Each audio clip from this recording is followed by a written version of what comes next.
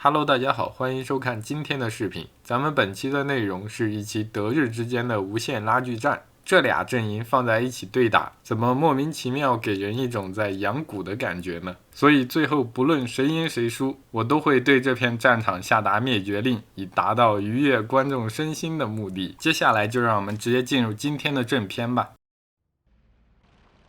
好嘞，这边可以看到双方的军队已经慢慢的出现在了战场上，然后开头看到的那个虎屁还有武士征战呢，都是双方的特殊兵种，他们只会在己方阵营占优势的情况下才会出动。然后这里日军的运气不咋好，开头刷新的竟然是3台轻型坦克，而且这台坦克你们看着它像95式轻战，但它实际上是后期的4式轻战。其实说白了，这玩意儿就是在原本的95式轻战的车体上安装了一门97式中战的炮塔，它上面安装的这个57毫米的短炮啊，其反装甲能力还不如95式轻战的那门37炮，所以这第一波的装甲对冲，他们直接就被德老的坦克摁在地上摩擦了。若不是我给他们在中间的这个阵地上还安排了一门1式反坦克炮的话，这波鬼子就要直接失手了。这个1式反坦克炮呢，之前我也是专门出过视频介绍的，当时那期视频的封面我还写了个太军快乐炮，这玩意儿大概算得上是日军唯一一款专业的反坦克火炮，它的口径是47毫米，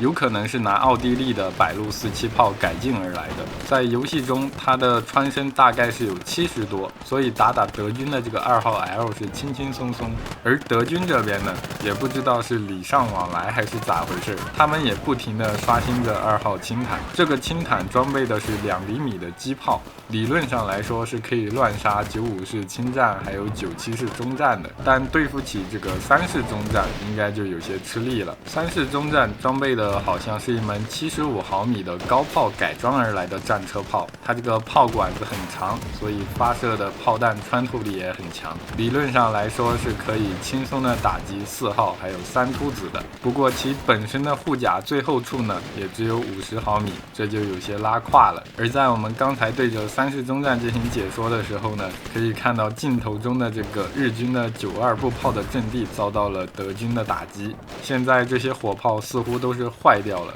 而且有一大堆的炮兵惨死在了这里，但这并没有完全消灭日军的炮火输出。在战壕的隐蔽处，他们还有一门我们上期视频中出现过的97式150毫米迫击炮。在地狱之门的勇气模组中，日军只有这个150重迫，所以为了平衡，本次德老这边我是给他们放置了2门的8厘米迫击炮。现在我们航拍一下这个战场中间的区域，可以看到全是双方士兵的尸体，几乎没有几个活人，这大概就和1战时期的无人区差不多吧。为了防止本期的对战再和以前一样录制上很久，导致我失去了解说的热情，虽然我的解说本来就没有什么热情，这一次我又给双方额外的添加了一个胜利的条件，就是当他们自己的士兵在战场上阵亡超过150人的时候，他们己方就会投降，这样就会判定另一方的胜利。现在看来双方倒在战场上的士兵也差不多都有100多人了，而且总体上来说，日军这边的固定武器的损失也是比较大的。反观一下德军这边，各种战防炮还有迫击炮都在疯狂的输出着，估计要不了多久，他们就会跨过那根断树，召唤出己方的虎屁重型坦克来参战。现在我们将视角给到这棵断树，来录制一个延时镜头吧。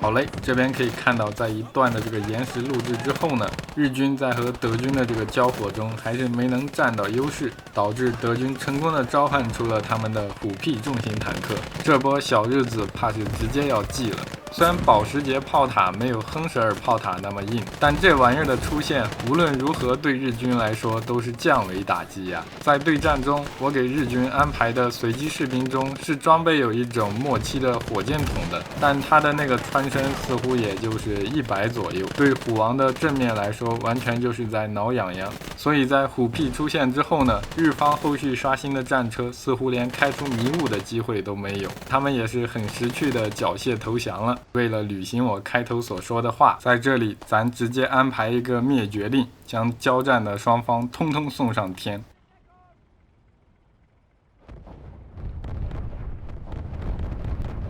当然，我这么做也是为了告诉大家，不论谁赢谁输，法西斯还有军国主义都是必将走向灭亡的。好了，咱们今天的视频到这就结束了。最后不要忘了你的3连，我们下期视频再见。